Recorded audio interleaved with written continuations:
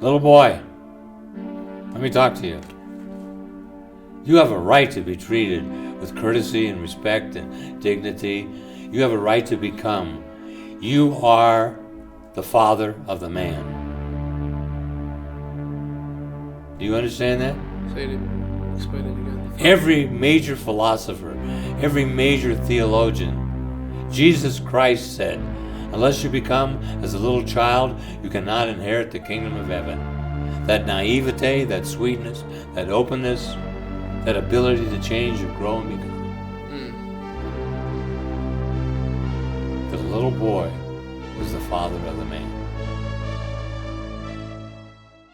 Today, Dr. Strachan leads me through some deep facilitation work with my young boy. Also can be known as the inner child, or my inner child. He uses his Gestalt techniques as well as his self-soul-spirit model to walk me through some inner transformations. You'll also notice as this episode goes on that we weave in and out of doing some of the deep work and going into theory, philosophy, and story. Dr. Strachan was able to really hold space for this process with me, and it was really vulnerable for my young boy. As you watch this, you can see the young boy come out. You can see my body language change. You can see the ways in which my whole demeanor, my voice gets smaller. I become more childlike. I literally am embodying the subpersonality of the young boy. This is the power of the self-soul-spirit model. This is the power of working with the subpersonalities. So I'd like to model some of my vulnerability in hopes that you all resonate with it in your own way and hopefully get something out of this beautiful piece of work Dr. Strachan and I do. Enjoy. Well, Ryan, you're ready to rock and roll with sorting it all out and sorting out me and sorting out you, and what an exciting launch. And it was so much fun to work on that part of it. A couple of things came up. One was the little boy started his own transformation and pulled away from black hole. So the black hole had been really beating up on the little boy. Then you did that beautiful podcast the other day with a poem to the little boy. Mm-hmm. Two phenomena occurred.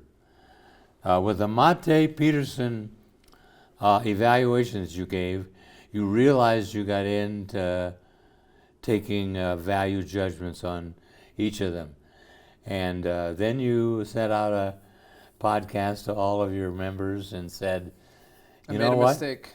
That's not me. Yeah. And I want to begin with that section and weave in the little boy. You and I did a piece of work after that, and I'd like to do that piece of work right now on camera. And I'd like to start with your premise. As you look at your mandala, what made you decide that you did not want to be in the position of being an evaluator? You'd rather be in the position of a presenter of your own stuff, presenter of other people's things, than doing live things where you carry on interaction, but that you don't want to set yourself up in the point of value setting for other people's production. Did I say that right? Yeah, and let me just give everyone a little bit of context. So for those of you who don't know, I made a video evaluating Gabor Mate's work and his criticisms on Jordan Peterson. And I got into a pretty debated place with it, and a lot of people saw that video. And then I realized after, as you said, that wasn't really the most authentic to who I am. No, it's who you are, but I don't know that you want that role. Yeah, it wasn't. No, that was very authentic. I'll tell you why it's very authentic. Where's the challenger? Right here. You're telling me it? No, yeah, so I no, guess... it is authentic. It was a part of you that got the challenge. You challenged Mate, and you challenged Peterson. Don't run away from that.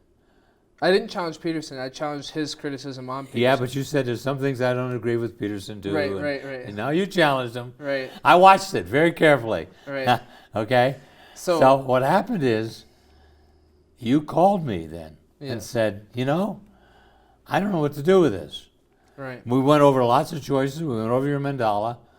And inside, your soul spoke to me about going back on and making a small podcast.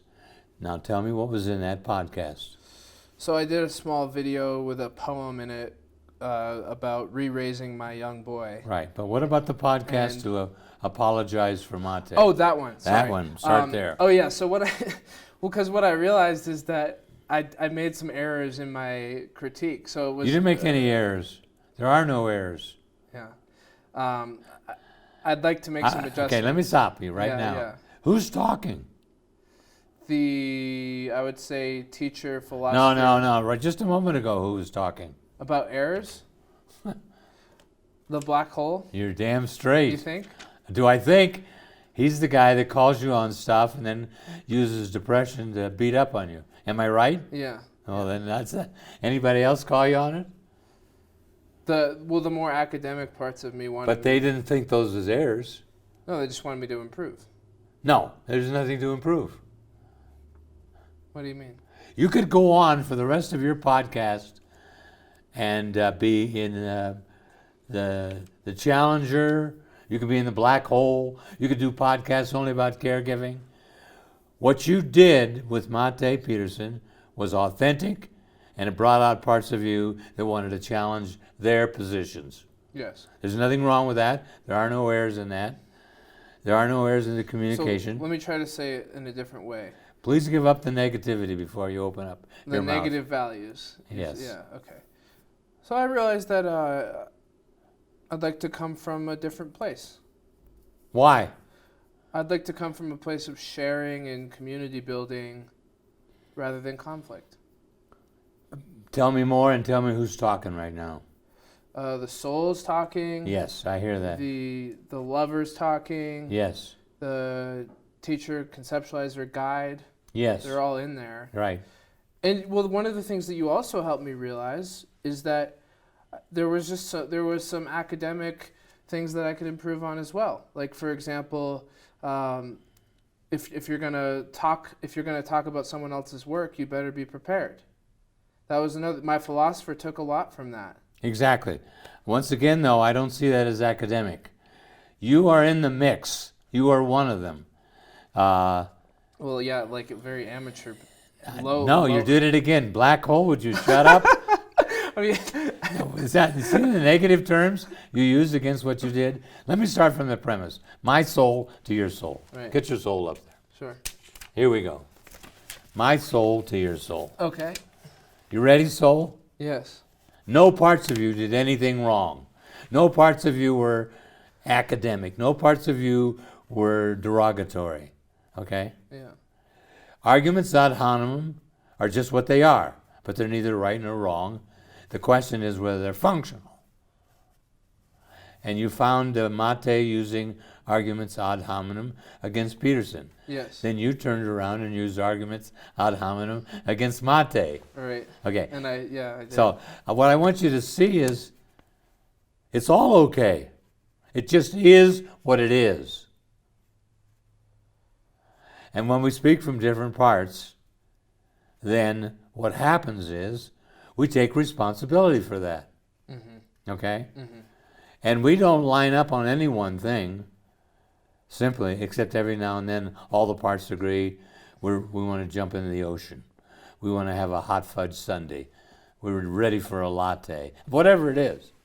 But sometimes you go into the coffee shop and one part says, I want a latte. Another part says, I just want coffee. Another part says, I'm tired of coffee. I would like a chai tea. I mean, that goes on in our life all the time. So the challenger wants to challenge, the lover wants to love, Bingo! The giver wants to give. Yes. Yeah, and the challenger won the day on the first Mate video. Yes, because he found fault with both of them. And you're not seeing But anything again, wrong the with fault that. was from your evaluation. Yes. So what happened is you try to make it about them. Yeah. And so you finally got around in that tape of saying, well, this is the way I view it. Right. And what you need to start with is say who's speaking. Right. Okay? Yeah. The parts of me. Yes, if you're going to do an evaluation of somebody else's work, you need to say where it's coming from, because not all parts of you may agree. So put your soul back up there. Answer what I just said to you, soul. From soul to soul, do you see that you have to be the parts rather than come from a single voice? Yeah. Okay. Now, soul. Something changed in you after you did that podcast, and you called me, and may I share this? Yeah. You called me, and you'd already slipped into the black hole and shame, and you felt bad about your, quote, performance. We're redoing that right now, and I'm telling you there's nothing wrong with your performance. It just is what it is. It's what we make of it that makes the difference. Okay? Yeah. So how do you make amends for something without shaming it? Very easy. My soul did not like what I did, and therefore it was not acceptable to me, and therefore I'm going to redo that, and then I have something else to talk about. Let's do it right now. Soul, are you combative? No. Are you a lover, not a fighter? Yeah, I'm a lover. Yeah. Tell your challenger, put your challenger in your other hand. Okay. Soul, tell your challenger, I really don't want to do podcasts like that. It doesn't make me feel good to do podcasts like that. I don't like it. Good. I want to do podcasts how? Now tell the challenger. I want to do all the podcasts and the YouTube videos based on sharing, presenting, building community, mutual respect, and coming from a place of deep connection. Now I want to ask the soul, when you do podcasts that are live and are communicative and are looking for feedback, do you reserve the right to have your opinion as any other member of your subscription? Yeah. Good. It's totally okay to be. Then it's totally okay to be all those. And the challenger and all the rest of them come out. And it's coming from a grounded place. Exactly. No, you put a value on it. What the fuck is grounded? Do you have any idea what that means? I have no idea. Down to earth. No, grounded is an interpretation. It's coming from authenticity. How many times have you watched on TV somebody say, well, he wasn't grounded or she wasn't grounded? A lot. Yeah. It's a value judgment. Yeah. If I spend my whole life talking, hi, at this level, blah, blah, blah, I'm just as grounded as if I wasn't. If I spent all my life talking at this level, I'm just as grounded as if I went. There's no such thing as grounded, because grounded suggests there's some universal value about being grounded. Soul to soul. Uh-huh. As we do all of this work together right now, and as we look into self, soul, spirit, we look into wilderness encounter, and we look into the applications in people's stories, and then the animal encounters, there are no universal values. All of my work is based on the Tao Te Ching. Okay? Wow. He's leaving the country. And they said, well, you got to write it down. And the very first chapter is, the Tao that is written is not the Tao. That's what I loved about Carl Jung. He said, I'm sure glad I'm Carl Jung and not a Jungian, because I can change my mind about my own beliefs. I'm not held to them. What a beautiful thing to say. Mm. I have a book at home called Living Without a Goal. It goes totally against everything in Western civilization. We're supposed to have goals and daily objectives, and we have all these talkers that go on and tell you how to live your life, and we have all these forums, and we have Atlas, and we have everything's all based on some kind of production. But if you live in the here and now, as Ram Dass says, if you hear what the beauty of our latter-day philosophers say, and many of our writers, Jean-Paul Sartre says, you have to create your own raison d'etre. There's not one just waiting there for you. You're responsible. Reason to be? The reason to be. And there's the extent of consciousness. That's an existential viewpoint. Position. That's Ram Dass. Be here now. There's no yesterday, there's no tomorrow, there's only this moment. It's very soul-directed, personally. We haven't got that far yet. Now, what we're coming to, and what we go way back to the early Greeks and you've introduced this question, I'm going to answer it and then we're going to move on, is that the early Greeks saw the soul as the life force, psyche. We took that term psyche and made psychology, study of the soul, study of the psyche. For spirit, the early Greeks had ispire, the great unknown. The model we're working on of self, soul, spirit was a model I created while waiting for the genome to be done. So eventually the genome will be at our birth, and when we go to work on parts of us with a facilitator or do it ourselves, Campbell says all the heavens and all the gods and everything is inside of us. Mm-hmm. Okay? Mm-hmm. Mm. The Tao that is written is not the Tao. We refuse to live in a fluid moment. It's too scary. Then what we do is we create past and futures and then live under their tutelage. I had a professor who was the chairman of my doctorate committee, and he had a master, a Buddhist master in Hawaii. In between my chairman going to Hawaii and sitting with his master, there was never any communication. My chairman was not encouraged in any way to call him unless he was going to go visit. The master never called my chairman. My chairman might not go for 2 or 3 months at a time. Then he'd go to Hawaii, and he would sit down with the master, and guess what? Mm. The master took up right where they left off. Mm. Wow. Wow. Is that amazing? Yeah, that is amazing. Is that amazing? Yeah. Wow. So for him, the here and now only extended. But he didn't go back over stuff. He went on from there. Mm. Okay. Mm-hmm. You and I are both in the program of recovery. Mm-hmm. And I'm working on my 35th year, and you're working on your... 8.5. 8.5, okay. Now... Sobriety, for everyone who doesn't know what that means. Sobriety. And the key is this. We're taught very early in AA, do not rest your life on the past or the future. Mm. Okay? Mm. Now, soul. Mm. How would you like to approach this podcast in total wide open, in the moment, as ideas come to you and then you call and ask that person for an interview?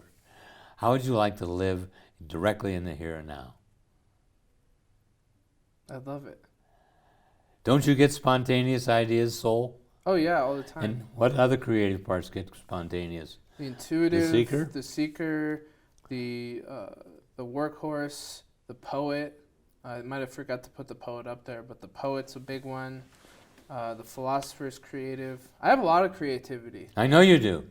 So the point is, do you want to be held to a 5-year plan that you created one day, then have to carry out 5 years straight, one after another? No. Soul to soul. Nobody else right now. No. No.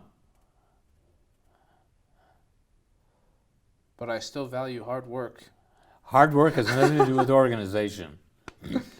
Hard work in the moment is just as valuable as hard work planning the future. Yes.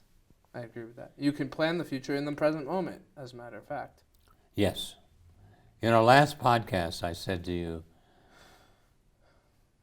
people that got caught in the hurricane in Puerto Rico didn't get up in the morning and planned on dying. I think you talked about the tornado. I did. I talked about both of them, but okay. the hurricane before and the tornado, the last one. Okay.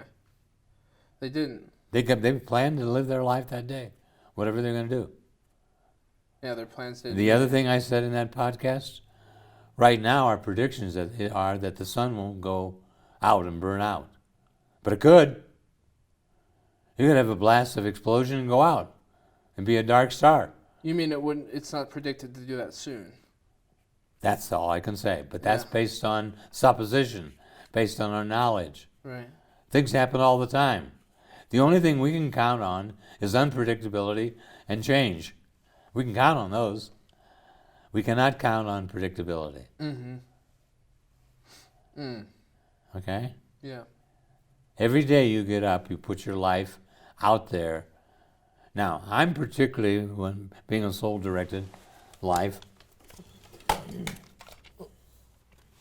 and having a wild man, Mm-hmm.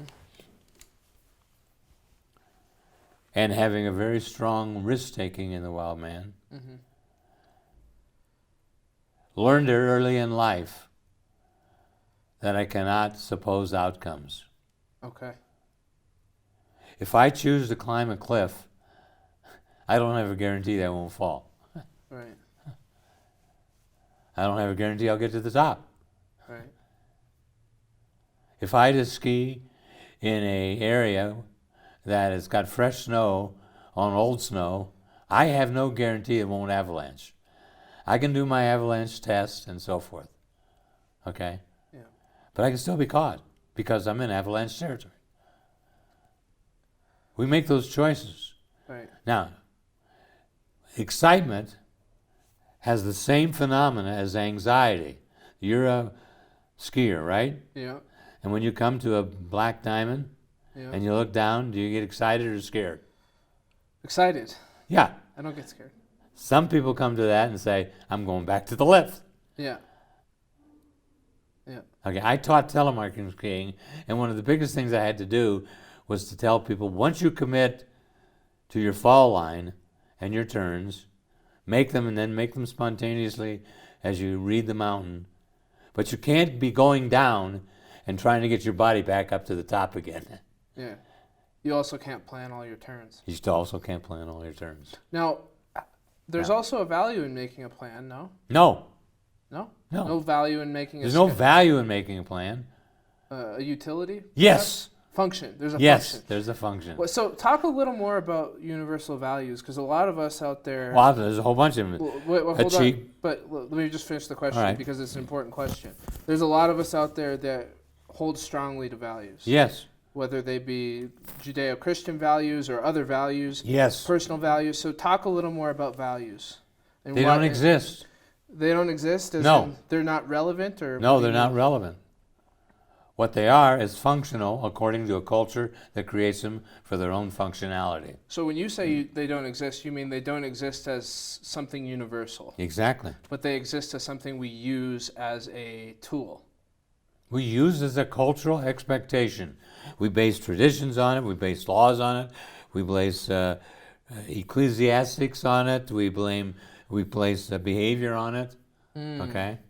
So what are some examples of values, like people that think people are... Well, I'll people give you. think that are Let's take. universal? let's do. Like you should... One of the things is that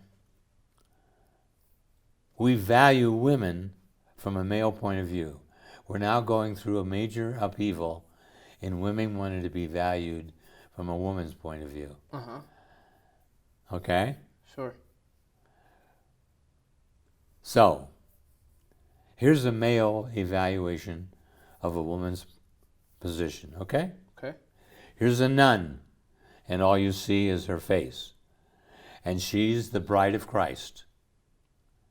And she's covered up from head to toe, okay? Uh-huh. And she has the mission of being, she has virgin or Right. no chastity. Right. There's one, okay? The value is placed upon being the bride of Christ. Okay.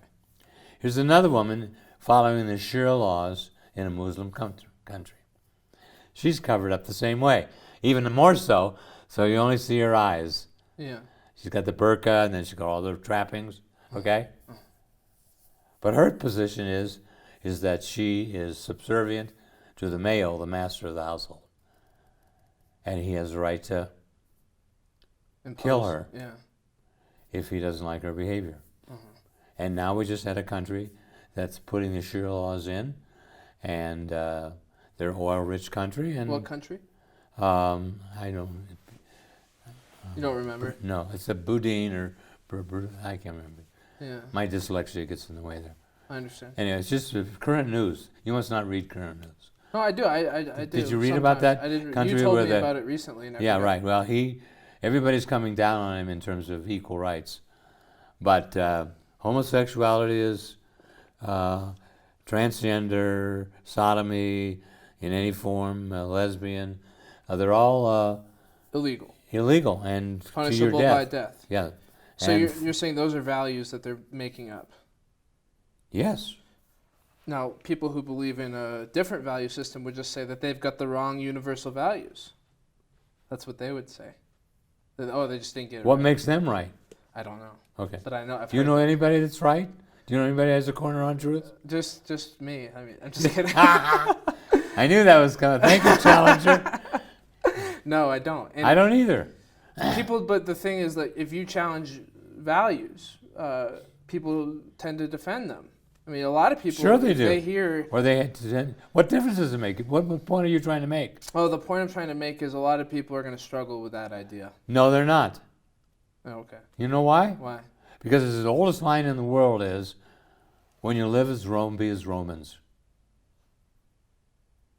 So if you live in Western civilization, take off your burqa, and they try to get them to do it. In France, for example, they pass law, you can't have a burqa. So it's not that they challenge them, they make new laws. Right.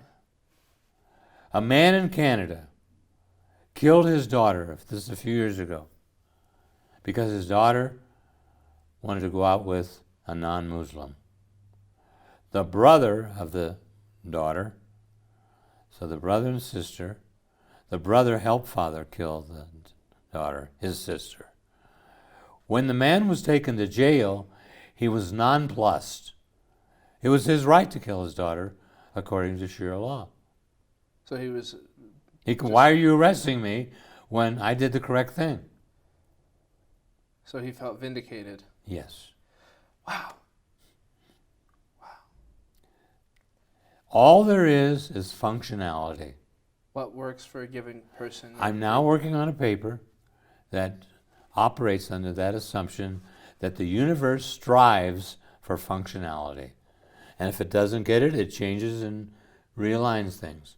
The universe is in constant change and experimentation, much of it based on what seems to be functional at the moment, who's ever running things. Okay? Epigenetics says as much, no? Epigenetics is the way of striving for functionality. But sometimes there's also randomness. So we're getting ahead of ourselves into the model. So I'm going to back up just to you now again. Sure. Okay? I'm going to end this, soul to soul. Okay. You're going to do podcasts that have presentations of others, yourself, things that excite you in general, like you had a beautiful podcast of nature with no voice at all and sound, and you've done other ones like that. And then you're going to have live shows where communication and respect goes back and forth. Yes. Or non-respect or whatever. Yes, Okay. I'm still trying to convince you to go live with me. I will be going live with you as soon as we're done with all of the presentations. We'll have fun then. Okay, good. Now, I am different than you. So, my wild man, my 10-year-old, and my provocative facilitator, Proactive? proactive facilitator, thank you, and my warrior, we all can be troublemakers and love it. Right. Now, I don't get up in the morning and pick out a host for troublemaking. There's so many opportunities to come every day. I'm able to do it quite reasonably. Okay? Mm-hmm. So let's look at this in the way it works. It's about where you assignment. My warrior has a perfect record of getting back 100% of his money for a bad product. When I go to the store, I present it very casually, very quietly. I have all my facts backed up. I have all the reasons. So I'm armed. I don't go without ammunition and tools. Okay? But they're not big guns to begin with. They're negotiable. So even warriors can negotiate. As I get put off, the warrior becomes stronger. So I say to the one pushing me off as a clerk, let me talk to your manager. Well, the manager can't come out. Well, then I'm not going anywhere till he does come out. Well, what do you mean? Well, I'm staying right here, or I might go out front and put up a placard. Don't try to take a product back to this store. They'll screw you over. He said, I'll get my manager. Then I talk to the manager. If the manager can't make a decision, I say to him, give me someone who can. You call up your boss. I'm not leaving until this gets resigned. They know that. They give me my money back. But what I mean by being armed is a perfect example. I bought a DVD player that failed. I then checked on whether that model failed other places. I found out in New Zealand that they had over 5,000 failures. And so what the manager wanted to do was give me the new component that was identical to the component that was failing. I said, I'll just be back in 2 months. No, I want my money back, and I'm going to buy this product. I can't do that. And I said, well, yes, you can. Let me tell you why. He said, why? I said, see your model over there? Your demonstrated DVD? It's failing.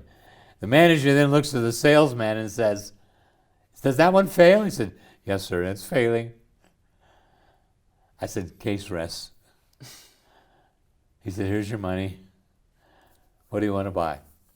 I wasn't interested in turning in a product. I was interested in having a working product. So I didn't mind buying something else. Okay. Now, the warrior is not acceptable in a conflict resolution with any colleague or any loved one or anybody held special to me. Okay? If he comes up, I say to my mate, I'm taking him out of the room. Why? Because he's only into annihilation. If he's stirred too much, he's into noise. I don't want to. I want to solve this problem with you. So I'll be back with my lover, with my teacher minister, my philosopher. I'll be back with my seeker. I'll be back with my manager, and we'll solve this conflict. In my last marriage, she had a judge that was a Jesuit priest. Okay? She would announce, the judge is out. I say, okay, I'm exiting stage left. Wow. On my warrior and her judge would end the marriage over something trivial. But we didn't let them talk around conflict resolution. And we had times on it. I'd say to her, judge, what do you need? Well, this one's worth at least 5 hours. Okay, I'll see you in 5 hours. And her parts would calm her judge down, and 5 hours later, give or take. Same with my warriors. I said, this one's only an hour. I'm working on this one not being a day, but boy, he's really dug in. We may have to wait till tomorrow on this baby. Yeah. He's got a hot head. Okay? Here's an interesting phenomenon. Because people who don't use their mandalas, even though they're within them, they have the same argument. It's only in a different venue. It's about the kids or money, but they have the same kind of argument. And invariably, you'll see the same forms of power struggle used. You always say that. You never say that. You never do this. You always do that. So they bring in baggage. They bring 10 pounds to a 1 pound argument. When you use your mandala and everybody gets to talk, you get to assign who you want to talk for conflict resolution. So, that's what brings us right back to you. It created a conflict. It created a conflict between the little boy who wants to expand and have his voice and called me on the phone about it, but he'd been shamed by the challenger and others. Well, you didn't do that podcast right, and the little boy was feeling that. But he didn't think he belonged. And we did the work on the phone, and we did some more follow-up, And then we did a Zoom, and what came out was the little boy broke from the challenger. And when we did our last podcast, the little boy joined the group that's going to be making podcasts. Yes. Wasn't that amazing? It was amazing. And the challenger lost his hold. Right. And the black hole lost his hold. Right. Then that spurred you enough to do the beautiful poem you did. Yeah. So now let's do it live, okay? Sure. I'm going to be my facilitator. Okay. I want you to be your little boy. Okay. Got it. Little boy, how does it feel to be free from the black hole? Not all the time, but some of the time, now that you've just experienced that. Great. How did it feel when the adult parts of you, and going all the way to your soul and your creative parts, wrote that beautiful poem the other day and put it up as a podcast? It felt really good. It was a little scary at first. Why was it scary? All the people were going to see who I am. Parts of me. I'm shy. What do you need, little boy? I hear a question in there. Freedom and playtime and love. Sounds to me also like you need, let's go with the last one, the love. Sounds like you need some acceptance that comes from the love. Yeah. Yeah, I want to know that. Are you still working on childhood issues of acceptance of your parents and your colleagues and your peers and your siblings and mentors? I think I've let go of the resentments and now I'm working on the inner acceptance. Okay. Do you believe my parts in any way reject your little boy? No. I don't. So sometimes when you bring shame and it's manifested as a little boy, you're actually serving the black hole then. Right. Yeah. I would admit on my own part, I'm not too gentle on your black hole parts of me. Yeah. Have you experienced that? Uh-huh. In our last podcast, he tried to talk for the soul. Yeah. And I caught him and nailed him. Right. Yeah. Okay. Now, little boy, how do you see yourself expanding into Ryan's direction right now, his current direction? I want to be a part of the spontaneity and the creativity. Good. Who do you need in your mandala to protect you from the black hole, the challenger?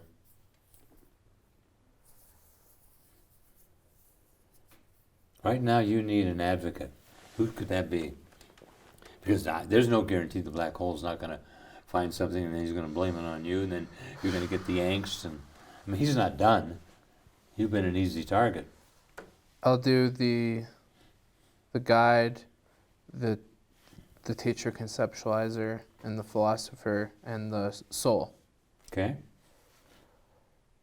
Yeah. Okay. Where's your lover? There he is. How about the lover helping too? Okay. What do you think, lover? Do you Sure. want to help protect the little boy? Sure. He asked for love. Yeah, I can do that. Can you do that? Yeah. Okay. Yeah. That was my lover to your lover asking, since the little boy asked for love, whether you could bring him a love. Yeah, I can do that. Now, the others can explain stuff, but the lover, I would say, have to really provide the acceptance. And then there's another guy, your caregiver here. Oh, yeah. I could use him, too, for some nourishing. Okay. Yeah. Close your eyes. How does that feel?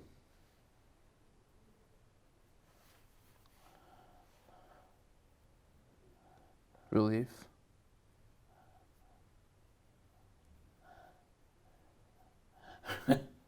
I'm laughing, and I'm going to tell you why. Because my soul and my lover and my father are saying, you haven't come very far. And their point is, you're only at the point of relief, not to the point of celebration. Yeah. It's almost like a load's carried off, and you're just waiting to see whether it's coming back or not.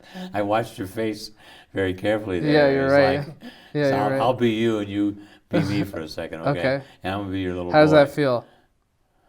Oh, relief? I think. Did you feel anything what I just described? Yeah, Yeah. a little bit. I'm going to ask you again, little boy.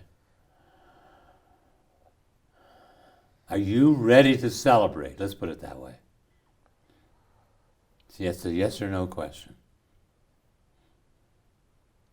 No. Okay. Are you too afraid to celebrate? I just don't feel like celebrating. You don't feel about celebrating, being relieved from the challenger? Why not? I don't know. I just don't feel like it. Wow. I just don't feel it.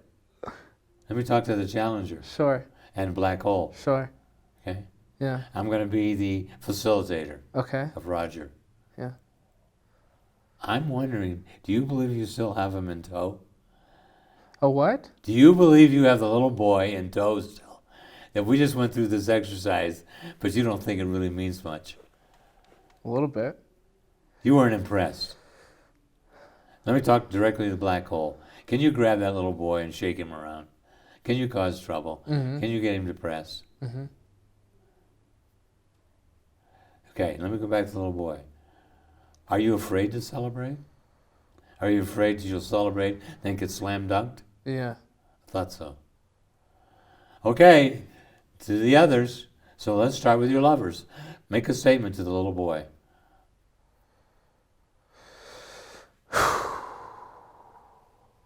I love you so much, and you're a really important part of me. I care about you. Now be the little boy and see if you believe that. Switch.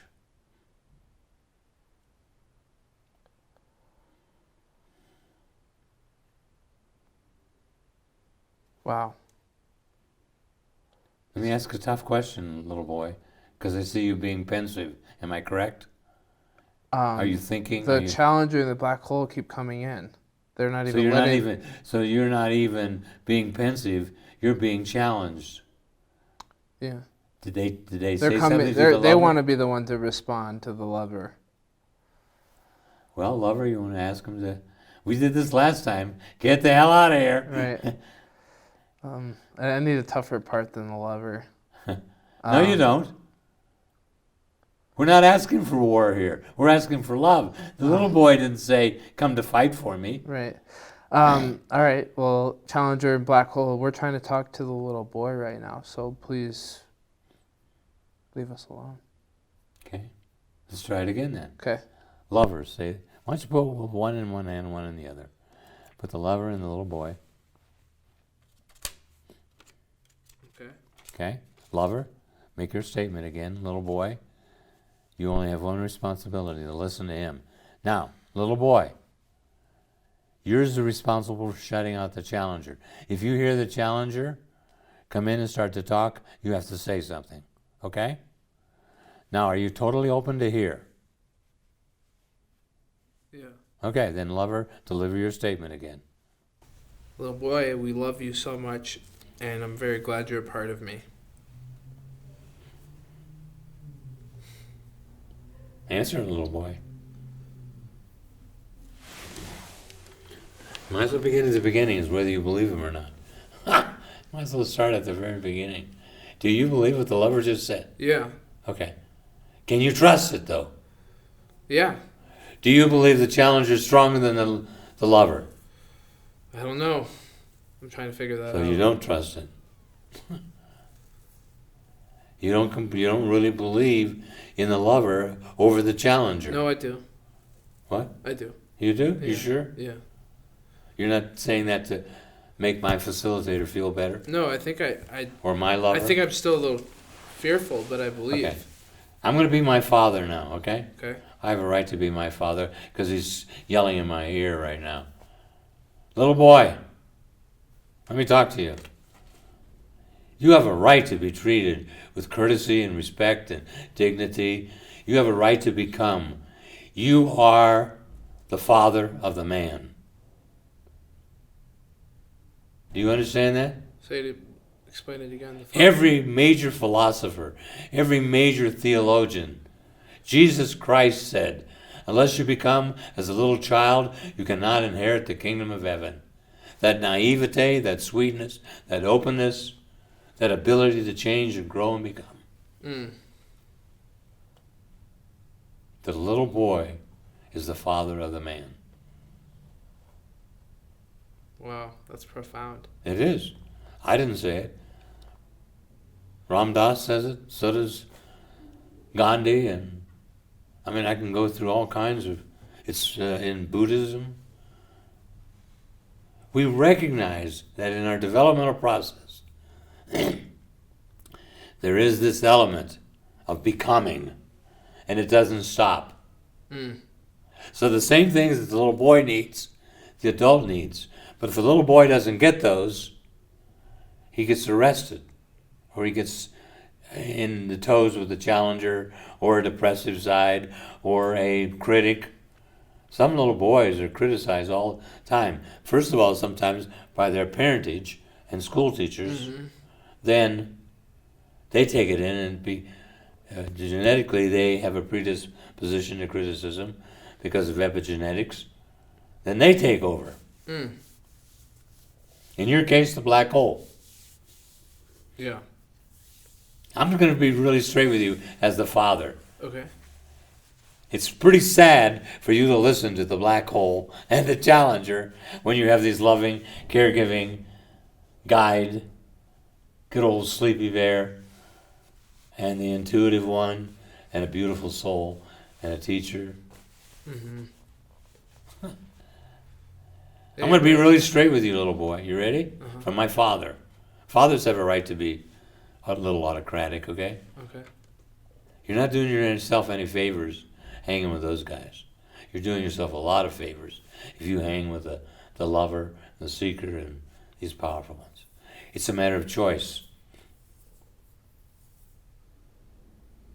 Okay. Okay? Yeah.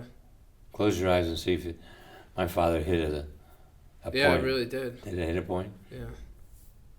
Now I'm going to ask you a tough question from my proactive facilitator and my seeker. Ready? Okay. How much do you like being the victim of those other two guys, the black hole? How much are you devoted? Are we doing that? With all this as a waste of time? You could sabotage us all, you know that. I don't want to. Are you sure? Yeah. Close your eyes and see if you have any commitment. Yeah, I don't want to do that. Okay. All right. I'm going to I tell you a want story. to give that up.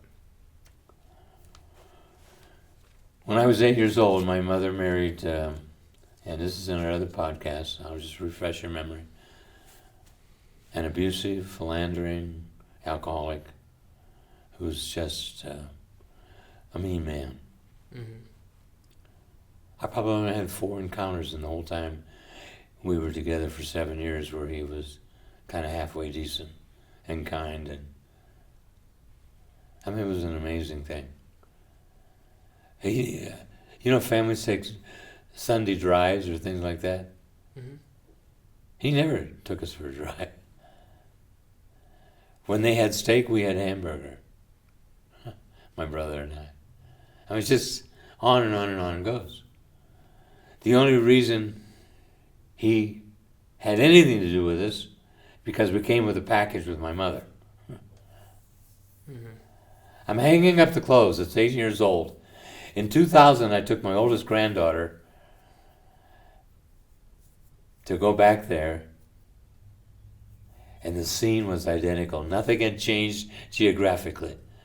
The clothes pole was exactly where it was. The house obviously is where it was, but they hadn't changed other things. They hadn't put in a fence or anything, and you could look from that clothes pole directly to the little elementary school or into school. Wow. It was amazing because I had this identical picture. I'm 8 years old, and my warrior comes to me. I don't know it's my warrior. I'm only 8 years old. But this voice is real strong. This man will hurt you. Mm-hmm.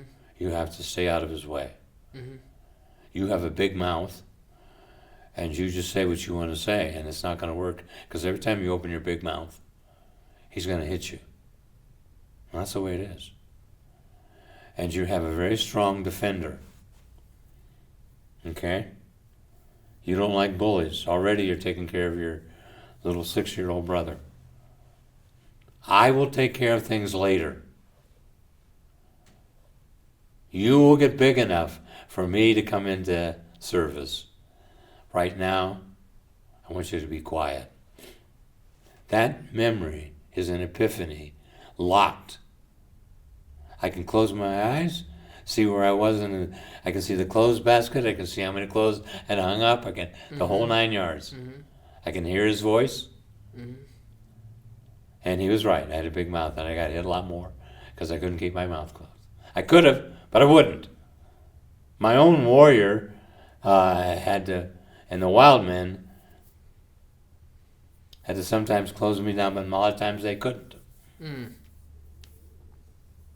Because I have a strong philosopher and scientist, and if it's not right, it's not right. And I have a teacher minister. If it's not right, it's not right. And that's the way our relationship ended. 7 years later, 15 years old, I come in on time. He says, "You're late." I said, "No, your watch is wrong." I should have kept my mouth shut. Mm-hmm. I could have just said, "Well, here's my watch, and there's the clock over there," and then he would have seen his watch was 5 minutes fast. I could have negotiated. I didn't. I just cut to the chase. "Your watch is wrong." Full fist, knocks me down. I get up with a look in my eye that says, this is not going to last much longer. He sees that look. The next week he deserted and left us penniless.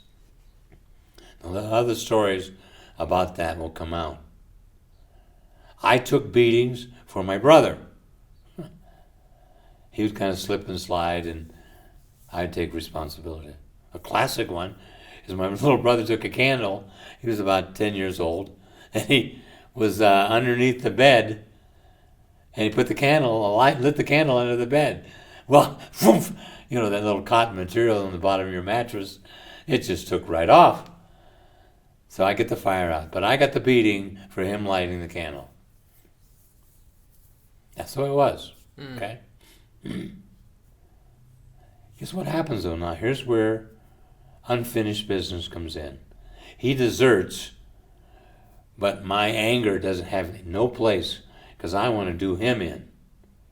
I'm smart enough to know at 15 that if I hurt him, I'm going to jail. And if I kill him, I'm really going to jail. So that kind of messed up because there's no place for the anger. In your case now, we'll switch back.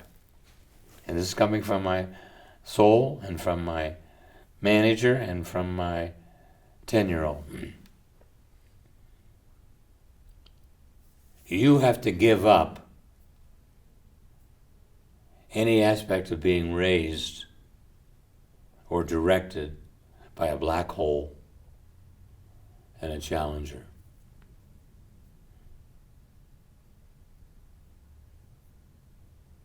At 8 years old, at that clothes hanging, I realized more than my mother that she had married the wrong man and that I was going to have to raise myself. And I began from that point on. Now, that's not the end of the story because I didn't have good fathering. My father was absent and my stepfather was abusive. In 1973, when I dropped out and then moved to Bisbee in 75 with a total dropout. You left your job? I left everything. I sold everything. I moved to Bisbee. My partner had $7,000. I had $7,000. That was it. And you were a university professor at that point? Yes. and a college professor. You had a And private a practice. big practice and consulting all around the United States, and was doing some forensics as well. Oh, you were working for the court? No, I Really? worked for attorneys. Oh, yeah, that's right. Okay. And I worked for doctors' offices and so forth, working on personnel.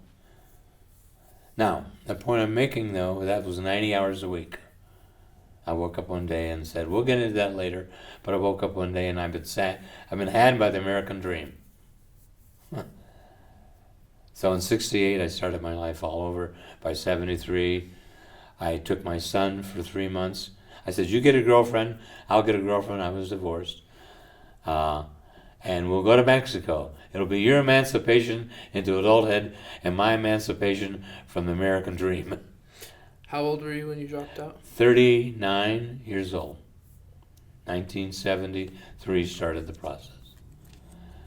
So in 1974, I'm 40 years old, and I moved to Bisbee in June of 75.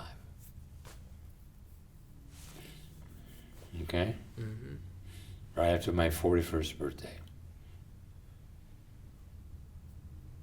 Wow. Broke. So she took $3,500, I took $3,500, and we bought a house for $7,000. Wow. That was being restored by an Aspen guy that restored part of Aspen, but he didn't know what he was doing. He had hired it out up there, but he's trying to do it on his own. It was a mess. I started life as a cabinet maker and in construction, and had that genetically from my grandfather. So I undid most of what he did. But I'll tell that story another time. The point I'm making is I had become too much of a rugged scientist. I'd become too much into the culture, too much in what success meant.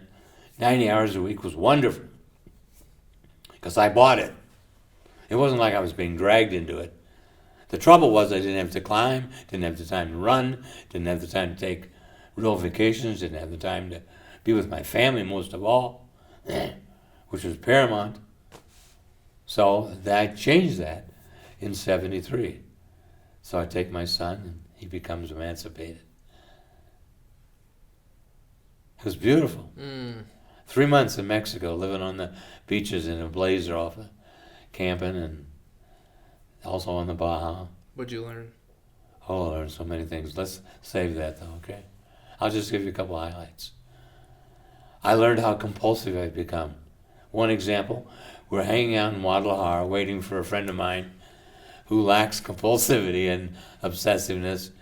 So I gave him 4 days to show up in Tlaquepaque at the Museo de Ceramico, because I knew he couldn't make it on the first day. So I gave him a window between 1 and 3, between Monday and Friday. Well, he didn't show up by Friday. But here's what I learned in between. While we're waiting for him, we're doing other kinds of things. But my son is by the pool, or he's playing, or he and his girlfriend are taking walks. I'm unpacking and repacking the blazer, and I realized how attached I had become to our daily life in America, okay? Just being obsessive. So the first learning was, we left Guadalajara without ever connecting with my buddy. I moved to a little tiny town on the ocean, rented a place, threw away my watch, I actually gave it away, and lived moment to moment. I ate when I was hungry. I swam and surfed when I wanted to. I went to the market, whatever it was. I lived only moment to moment. And my son said, what will we do? I said, when the 3 weeks is up, he'll come and tell us. Until then, I don't have any concept of time. And that started, and we lived the rest of the 3 months on that kind of basis. Wow. So I came back from that with that sense of total freedom. I knew, though, as compulsive as I was, that I couldn't take a mini dropout. I had to take a major dropout. I had to go in poverty, basically. Mm-hmm. So we still have $7,000 to live on. You talk about frugality. course, that means I had none of my nice toys. And we planted a garden, and we walked to the grocery store because it was closed, and I restored the house. Wow. So I restored a 1950 Chevy, and went back to working on my hands and gardening. And we lived on rock, so I had to make my own dirt. Wow. Now, we'll get into that much later. The point I'm making is that centers on what our next podcast is going to be about. The origins of self, soul, spirit, wilderness encounter, and the applications to real life situations. So now, in the podcast that we will be working on, you, little boy, will have to come in there. Okay. Okay? Yeah. Sounds great. You're going to join a new group. That sounds great. Okay? Yeah. It's your responsibility not to listen to the others. Don't say, I would if I could, but I can't because. That's what most people do. I would make that change, but I can't because. That just gave me the chills. Yeah. That's so true. I would I would leave the black hole and the Challenger if I could, but I can't because they hold me too tight. Yeah. That's the mentality of the victim. That's the mentality of the victim. Or the one that doesn't believe they have choices. Right. Okay? Yeah. Do you want to do any more around Mate Peterson, or are you done there too? I feel done with that. Do you feel done with the little boy moving away from both of those experiences? I'll make a closing statement. You got it. Go. I'm the boy. I'm 6 years old. I love to play. I love to have fun. I love to be spontaneous. I love to be creative. I love to be loved. I love to hang out with the giver. I love to hang out with the soul. I like to be rambunctious and active and connected, and I'm ready to go. Every part of me wants to applaud. May I applaud? Yeah. What a great way to end the session. Yeah. And that's what it's about. And that's where we're going to begin in the creation of Center for Creative Choice. That's our next podcast. Fantastic. Yeah. Thank you, Dr. Strachan. Yeah.